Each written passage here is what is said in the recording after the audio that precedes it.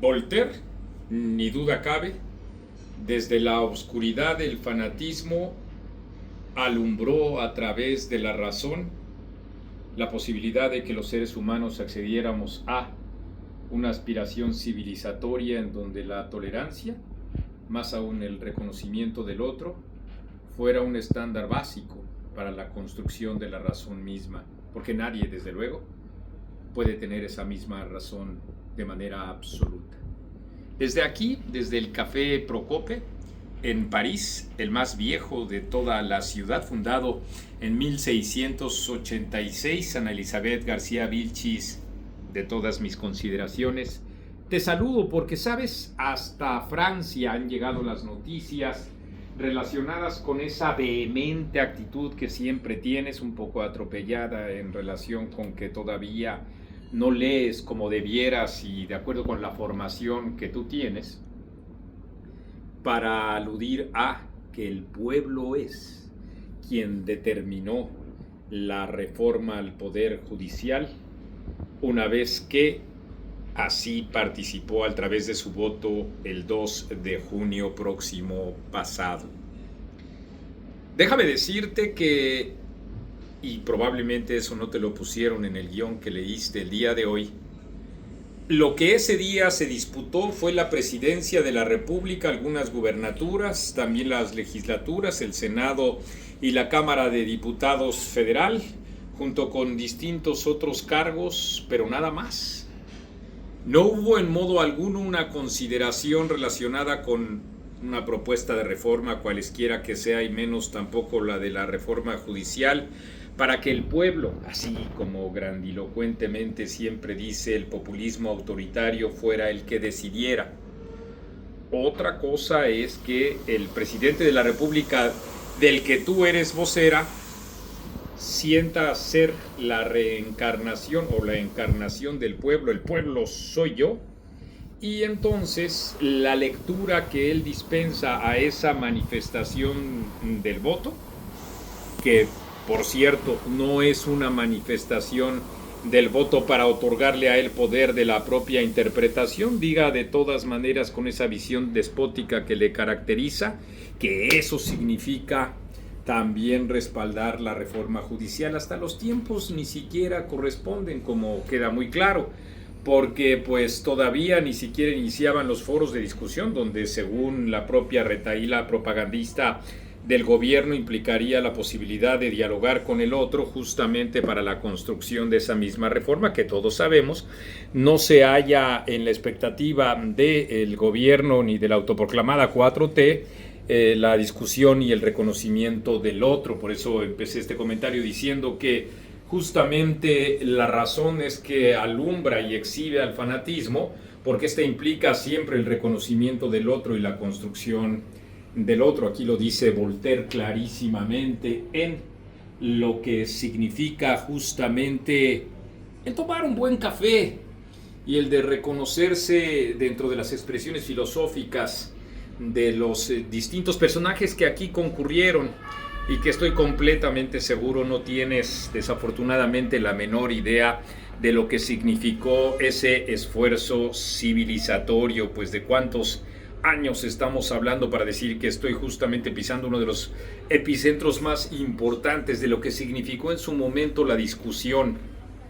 la ilustración, lo que significó justamente el desarrollo científico que en ese entonces ya se daba, y sobre todo también la visión del hombre como el elemento sustancial para, dicho esto claro en un sentido genérico, para la construcción de la misma civilización. Regreso entonces a decirte a ti que nada contraviene más ese espíritu de la ilustración, esa visión de la razón, ese reconocimiento del otro, que la visión despótica del presidente del que tú eres su vocera, para señalar eso, que el pueblo fue el que eligió esa reforma judicial. No es así, simple y sencillamente eligió a quién ganaría. Y por cierto, déjame hacerte una anotación de la mayor importancia. Eso no significa un voto avasallador como para que esa sobrerepresentación tenga verificativo en el Congreso, tenga verificativo en el Senado y en la Cámara de Diputados, para que entonces esa visión despótica arrase y diga, bueno, pues si el pueblo votó, entonces también agrégale el tema que quieras, que se antoje dentro del propio plan C, porque entonces mañana podrían decir que el pueblo votó por la desaparición del INAI o del Instituto Federal de Telecomunicaciones, o el pueblo votó por la desaparición de absolutamente todos los órganos autónomos de gobierno, o el pueblo votó y votó y votó y votó por lo que ya se puede estar interpretando el presidente de la República, que le dice a Claudia Sheinbaum qué es lo que tiene que resolver, y entonces así, pues sin ningún tipo de discusión para nada, podría implementarse todo lo que en esta interpretación despótica se halla. Sigo estremeciéndome hasta acá, hasta París, y saludándote desde luego en distintas salas en donde Rousseau tenía grandes discusiones, llegó a participar aquí junto con Voltaire y distintos otros representantes de la Ilustración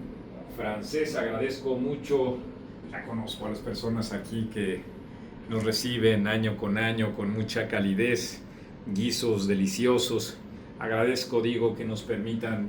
hacer esta misma grabación para transmitir así desde México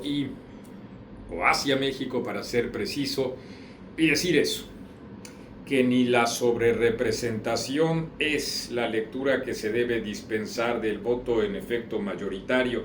y que se logró a partir de una operación de Estado y una serie de irregularidades en la misma jornada electoral, que podemos decir que es el proceso electoral más inequitativo y legal del que hayamos registrado desde 1988, así como se escucha. En efecto, sí, tuvo ese verificativo y ese mandato popular en la mayoría, pero eso no significa borrar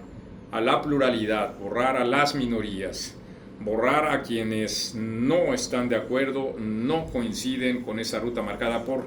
la autoproclamada 4T. Ese es el tema. Y entonces sí, en efecto, estamos ya viviendo, iba a decir en el riesgo, no, ya lo estamos viviendo así. Pues la interpretación que pueda hacerse desde el poder para decir que cualquier cosa a partir de ese voto, pues entonces es lo que representa y encarna el propio pueblo. Así que como al mano alzada, que como con el propio voto, el presidente de la República está dejándole esa indicación a Claudia Sheinbaum y advirtiéndole, claro, a los foros que se han llevado a cabo, a la oposición, advirtiéndole a la UNAM, advirtiéndole absolutamente a todos los que llamaríamos a un diálogo, que no, que de ninguna manera, que ni una coma, ni un punto y coma, ni absolutamente nada se va a quitar del antojo y el capricho del presidente de la República, hágase lo que se haga y dígase lo que se diga. Por eso además también en etcétera decimos, desde luego siempre honrando a lo que significa François-Marie Arouet, el hecho de la necesidad de ese mismo diálogo, del ejercicio de la propia razón. Eso para nosotros es lo más importante, o lo que implica desde luego el ejercicio de combatir a través de la democracia misma, del reconocimiento de la pluralidad, esas visiones totalitarias, esas visiones despóticas como las que está impulsando la autoproclamada 4T. Así es que, Ana Elizabeth García Vilchis, de todas mis consideraciones, vuelves a errar. Aún y con toda tu vehemencia y tu entrega, no puedes sobreponerte a la propia ignorancia. No podrías tener aquí en un café el intercambio de las luces, el intercambio de la inteligencia, el intercambio del reconocimiento del otro, que siempre implica un grado de inteligencia y generosidad del que careces, porque como fiel representante de la 4T, pues hay un discurso, hay una forma de decir y hacer, y esa es la que les dispensa, con la que tú misma ganas tu propio sueldo a partir también de prevaricar en contra de los demás, siempre restándoles la mínima posibilidad de la legitimidad, ya no digamos de la posibilidad de que lleguen a tener la razón, sino de la legitimidad de que opinen distintos, ya sabes, tú te lo sabes muy bien, conservadores, neoliberales, fifís, al servicio de no sé cuántas tenebras y obscuridades y complots, y todo ello es justamente lo que te caracteriza. Pero sí, por supuesto que a final de cuentas las luces, estoy completamente seguro, se sabrán imponer. Gloria eterna a Voltaire.